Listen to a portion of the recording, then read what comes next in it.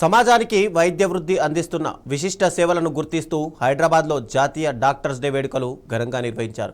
Indian medical association Hyderabad శాఖ ఆధ్వర్యంలోని కోటిలోని IMA హాల్లో జరిగిన ఈ కార్యక్రమంలో నగరానికి చెందిన ప్రముఖ వైద్యులు, ఐఎంఏ సభ్యులు పెద్ద సంఖ్యలో పాల్గొన్నారు.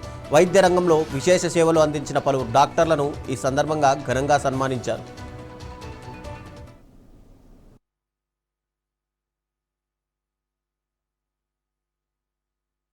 డాక్టర్ బిసి రాయ్ గారి జన్మదినాన్ని పురస్కరించుకొని ఇండియన్ మెడికల్ అసోసియేషన్ హైదరాబాద్ వారి ఆధ్వర్యంలో అధ్యక్షులు మందల ఐలయ్య గారి ఆధ్వర్యంలో ఏర్పాటు చేసిన ఈ కార్యక్రమం చాలా దిగ్విజయంగా జరిగింది.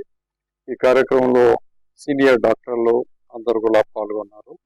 ఈరోజు అందరు డాక్టర్లకు సన్మానం చేయడం, సంవత్సర కాలంగా జరుగుతున్న వాటిని గుర్తు చేసుకొని వారి యొక్క అనుభవాలను పాల్పంచుకోవడం జరిగింది. డాక్టర్స్ కు చాలా గురుతరమైన బాధ్యత ఉన్నది. వాళ్ళని కనిపించే దేవుళ్ళుగా ఈనాడు ప్రజలు భావిస్తూ ఉన్నారు. అలాంటి వాళ్ళని మనం సన్మానించుకోవడం అనేది మంచి కార్యక్రమం. ఇంతకుముందు అన్ని విషయాలు మేము కులంకుషంగా చెప్పినాము. మరొకసారి ఈ పెద్ద ఎత్తున ఏర్పాటు చేసినటువంటి ఐలయ్య గారికి, సెక్రటరీ గారికి అందరు కూడా అభినందనలు.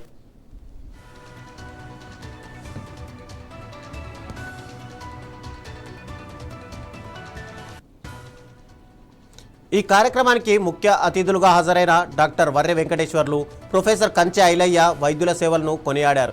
జాతీయ డాక్టర్స్ డేను దేశ ప్రఖ్యాత వైద్యుడు, స్వాతంత్ర సమరయోధుడు, పశ్చిమ బెంగాల్ మాజీ ముఖ్యమంత్రి బిధాన్ చంద్రరాయ్ జయంతి సందర్భంగా ప్రతి ఏడాది నిర్వహిస్తున్నట్టు తెలిపారు.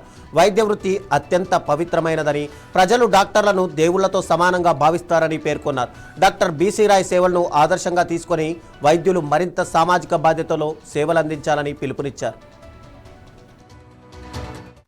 డాక్టర్ బిసి రాయ్ గారి జూలై 1 జన్మదినం రోజున డాక్టర్స్ నేషనల్ లెవెల్లో సెలబ్రేషన్ జరుపుకుంటాం.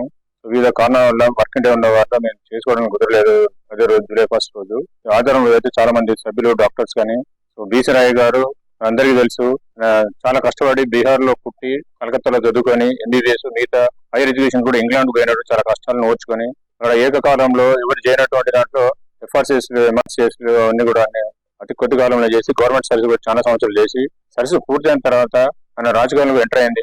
సో ఎప్పుడైనా కూడా డాక్టర్లకి సందర్భం చేసిందంటే చాలా కష్టపడండి, ఉన్నప్పుడు చాలా బాగా పనులు చేసేయండి. సో డాక్టర్స్ కూడా ఆల్సో ఎంటర్ ఇంటూ పాలిటిక్స్ చేసినట్టు, ఎందుకంటే వాళ్ళు నిస్వార్థంగా సేవ చేస్తారు కాబట్టి. ఇటువంటి డాక్టర్లు కనుక రాజకీయాలకు వచ్చేదంటే నిస్వార్థంగా ప్రజలకు మేలు చేయగలుగుతారని చెప్పి నేను భావిస్తున్నాను. సో ఈ సందర్భాన్ని